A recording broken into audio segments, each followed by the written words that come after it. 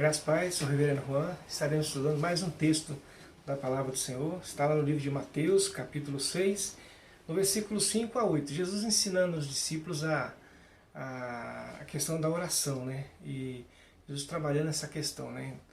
Porque a questão da oração estava confusa naquele período também. Além das questões sociais, políticas, né, estarem muito complicadas, a questão religiosa também estava. E, por incrível que pareça, até mesmo na oração, que é o relacionamento com Deus, estava complicado. Então Jesus ele passa a orientar. Então vamos ao texto, que esse texto está Jesus explicando naquele período como que realmente você deve orar. Na revista atualizada, se a sua Bíblia é revista atualizada, você vai ver o título lá escrito como se deve orar, né? Então, de acordo com a versão, você tem um título diferente. Mas eu creio que esse título é bem apropriado, né? Como se deve orar. Então vamos ao texto, versículo 5 até o versículo 8, diz assim: E quando orardes, não sereis como os hipócritas, porque gostam de orar em pé nas sinagogas e nos cantos das praças, para serem vistos dos homens. Em verdade vos digo que eles já receberam a recompensa. Tu, porém, quando orares, entra no teu quarto, fecha a porta, orarás a teu pai em secreto, e teu pai que vê em secreto te recompensará. E orando não useis vãs repetições como os gentios, porque presumem pelo seu muito falar serão ouvidos. Não vos assemelheis, pois, a eles, porque Deus, o vosso Pai, sabe de que tendes necessidade antes que los peçais. Amados, então é exatamente sobre esse texto que Jesus vem trabalhando, sobre a questão da oração naquele período, né? E talvez o primeiro ponto que nós possamos entender nesse primeiro momento é Jesus aqui nesse texto está dizendo como não orar, né? Primeiro ponto, para ensinar a orar, ele começa a ensinar como não se deve fazer, né? Ele começa a ensinar como não se deve fazer. E ele dá dois pontos importantes aqui. Ele dá duas críticas importantes. Ele critica, na verdade, aqueles que oram de forma hipócrita, né? A ideia de uma representação. E ele critica também aqueles que oram segundo o gentio, né? A ideia do pagão, né? Então nós vamos trabalhar esses dois pontos primeiro, que Jesus orienta como não orar, né? Seria como um hipócrita ou como um gentio, né? Como alguém que é pagão.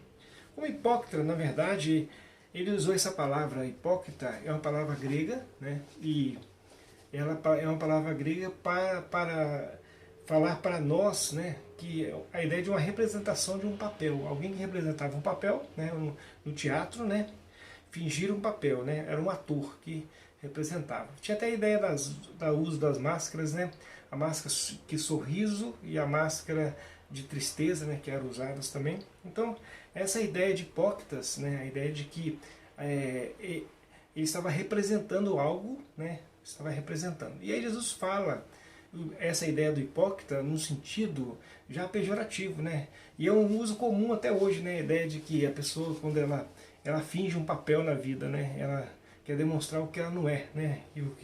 E é essa ideia de fingir um papel. Então Jesus ele critica exatamente que a oração, né, de alguns naquele período estava sendo como essa ideia de uma representação, né? Era um teatro, né? Fingir um papel, eram atores. Não? E aí Jesus fala que, na verdade, esse tipo de comportamento não é um comportamento correto, né? A ideia de a pessoa fingir um papel. Então, o texto vem falando que alguém que ia para a sinagoga, né, chegava lá, ficava de pé na sinagoga e fazia tipo um discurso, né? Então, oração não é discurso, né? Então Jesus ele critica essa questão de um discurso, né, para as pessoas verem, né, para as pessoas verem.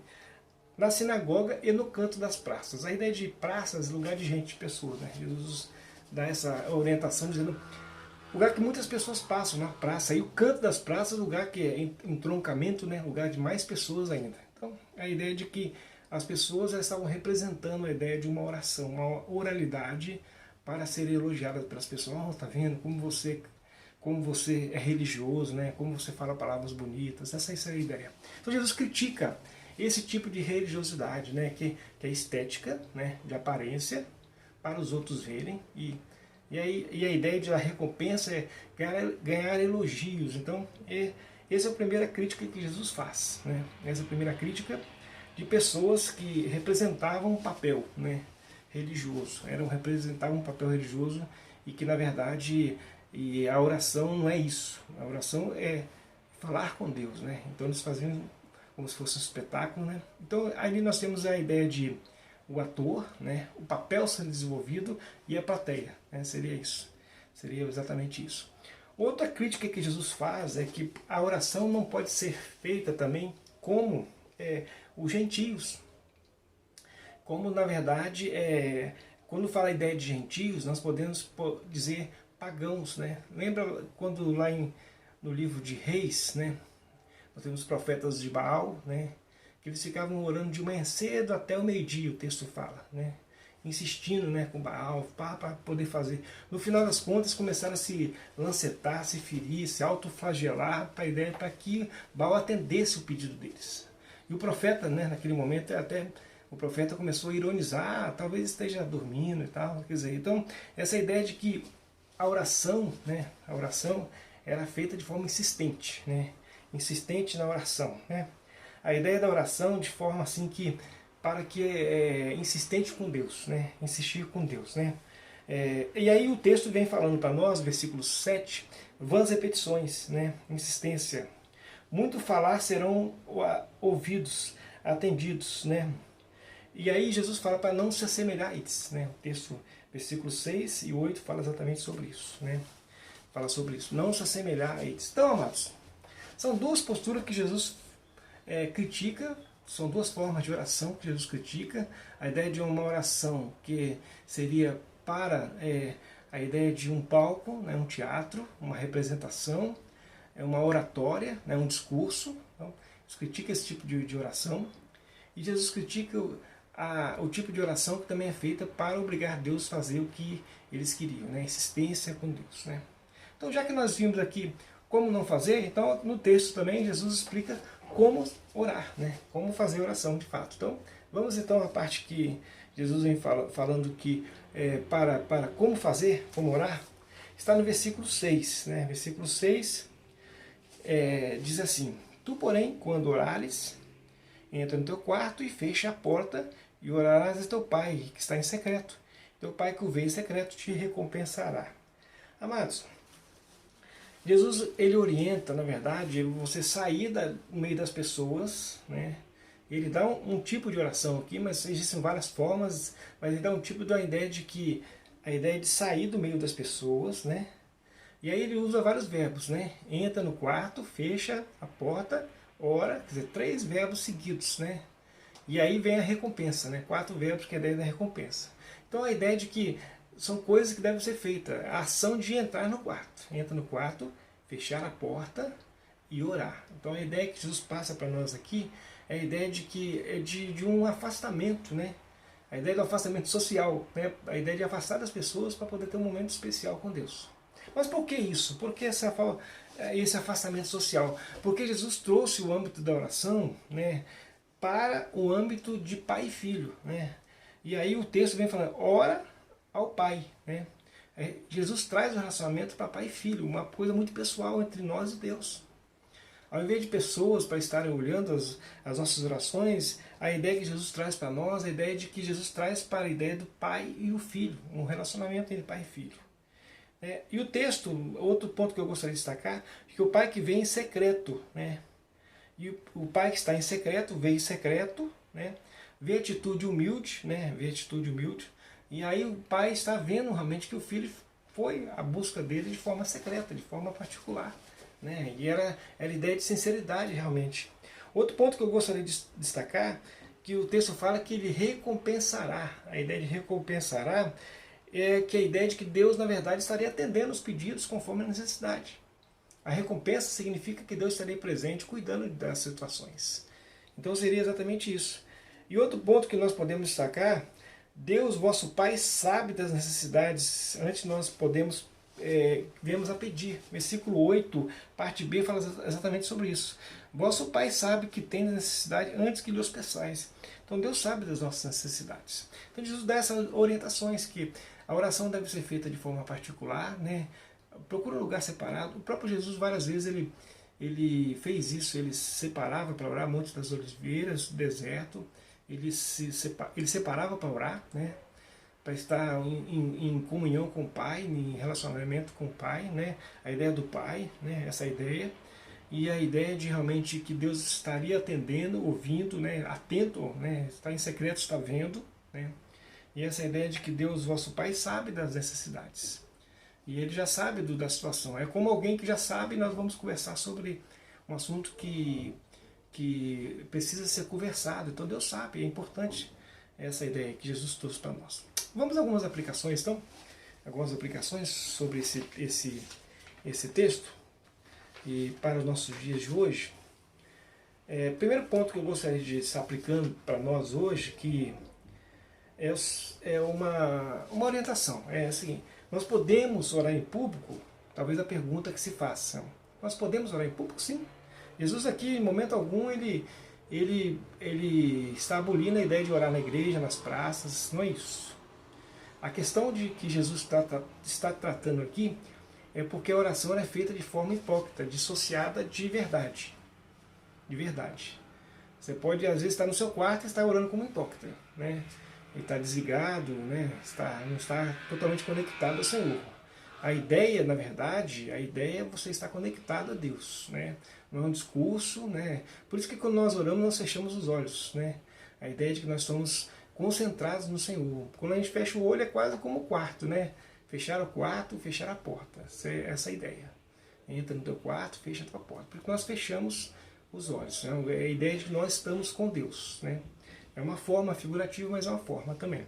Fechar os olhos, é uma forma bem eficaz, né? Olhar de olho aberto, geralmente a gente desconcentra com alguma coisa que passa e tal. Quando nós fechamos os olhos, automaticamente nós estamos assim, é como se estivéssemos dentro do nosso próprio quarto, né? Então é bem positivo, né? Olhar de olhos fechados, né? Porque aí a ideia da concentração, né? Podemos orar nas praças? Sim, podemos. Outro ponto que eu gostaria de destacar é que Jesus aqui, em tempo algum, ele está desmerecendo a questão das artes ou do teatro, né? Porque então a questão teatral não pode existir, Jesus está criticando, não tem na verdade nenhum ponto aqui dizendo que Jesus criticou a questão teatral, né? Nenhum ponto, né? Inclusive o teatro são coisas das artes, é importante, a igreja nós fazemos muito teatro para representar, né, a ideia, né? É algo importante isso, né? Para que possamos pregar o Evangelho de forma mais... o Evangelho de forma encenada e tantas coisas de forma encenada para que nós aprendemos mais, né? Gostamos de ver filmes, teatros, né? E representações, então isso é importante. Então Jesus, em momento algum, ele está criticando a questão do teatro, não é isso. Ele está criticando a forma errada de orar, ok? Outro ponto que nós podemos destacar, que nós não podemos também fazer como gentios, né? Que Jesus tanto criticou, né? Os pagãos, né? Insistir com Deus e cansar o ouvido de Deus para fazer o que queremos, a nossa vontade, fazer a nossa vontade. Insistir, né? A ideia de um filho mal criado que fazendo birra, eu quero, e essa postura não é uma postura correta, né? Então Jesus critica isso, né? Porque nós podemos pensar a oração, e eu tenho falado muito isso na igreja, oração, que é a ideia de um sinal de trânsito, né? Tem o vermelho, né? Tem o amarelo e tem o verde. O verde é o sim, né? O sim. Nós pedimos uma coisa ao Senhor e Deus imediatamente responde, é sim, agora. E às vezes Deus fala espere, né? Como um sinal amarelo de alerta, de espere. E às vezes é difícil para nós, né? Nós temos um pouco de dificuldade com o espere. Não temos facilidade com sim, né? Temos muita dificuldade com o espere, né? Muita dificuldade com o espere. Amados, nós temos maior dificuldade ainda com o não, né? O final vermelho, né? Que Deus fala que não, né? O não. E o não de Deus, às vezes, é um não que geralmente é um não que está tratando de nós, está cuidando dos nossos pensamentos, nos redirecionando por dentro, nossa mente, nosso coração, né? O não de Deus, ele é pedagógico, né? Ele é pedagógico. O não de Deus realmente é importante para as nossas vidas. Quantas vezes nós dizemos não por nossos filhos, né? E com um sentido, na verdade, de cuidado, né? Não é cuidado, não é cuidado. Não é bondade, né? Não é bondade. Não é, na verdade, é carinho, é amor, né? É um amor que Deus está, na verdade, dando para nós, né? O não de Deus é muito importante o não de Deus. É difícil viver o não de Deus, né? Às vezes Deus fala não, né? E ao espere, é difícil para nós, nós temos muita dificuldade com o espere e com o não, né? Ainda mais na sociedade, no nosso tempo, que tudo está na mão, tudo é fácil, né?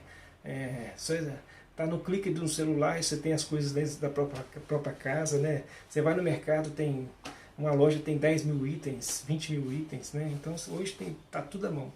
E aí de repente a gente recebe um não, né? Recebe um não, e nós temos dificuldade com o espere e com o não, né? De Deus. E o não de Deus é importante para nós, muito importante.